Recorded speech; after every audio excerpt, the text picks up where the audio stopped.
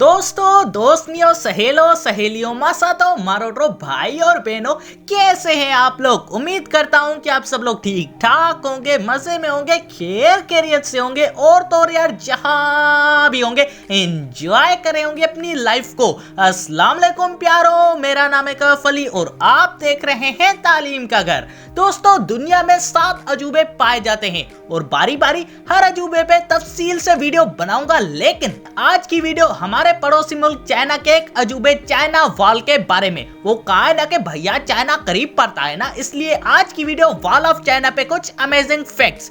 तो शुरू करें फिर जी। Fact number 1, the Great Wall of China 2300 साल पुरानी है। इस दीवार के मौजूदगी में 9 कबीलों के दौर आए और चले गए। वैसे पॉइंट आउट करके बता रहा हूँ, हुकूमत और दौर में फर्क होता है। दौर में उनकी पूरी पीढ़ी चलती है, एक बाप, उसका बेटा एंड सो ऑन, और हुकूमत में एक ही बंदा कुछ सालों तक रहता है, उसके बाद डन।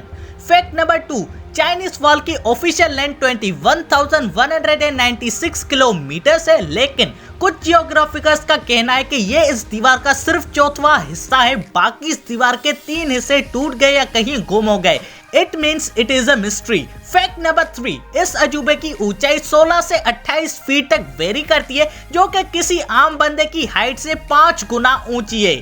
फैक्ट नंबर 4, इस दीवार की कंस्ट्रक्शन में कैदी, सिपाही, यहाँ तक के हारियों ने भी अपना हिस्सा डाला था।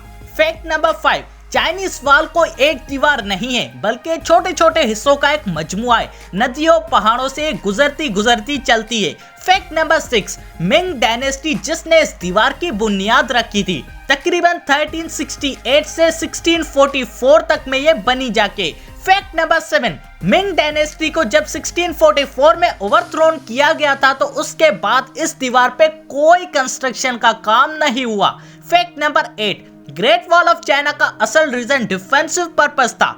फैक्ट नंबर 9, इस दीवार की बनावट में ग्लूटिनियस राइस का इस्तेमाल हुआ था। फैक्ट नंबर 10, इस दीवार को बनाने से पहले इसके टेस्ट प्रोडक्ट्स भी बनाए गए थे ज़ेनजियाकू में। फैक्ट नंबर 11, मिंग डायनेस्टी में इस दीवार की बनावट के दौरान लिखना मना था।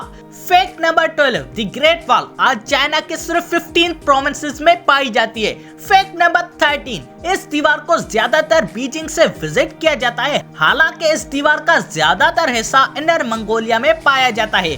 फैक्ट नंबर 14, गुबिकाओ जो कि इस दीवार का एक हिस्सा है जिसमें बुलेट्स के निशान पाए जाते हैं, और वो वाज़ेह गवाही देते हैं कि आखिरी जंग उस दीवार पे गुबिकाओ में हुई थी। तो दोस्तों, आप सबको कैसी लगी वीडियो, जवाब कमेंट में मुझे जरूर बताइएगा। और अगर यार ये वीडियो थोड़ी सी भी अच्छी लगी तो लाइक और सब्सक्राइब करना मत भूलिएगा हमारे चैनल तालीम के घर को।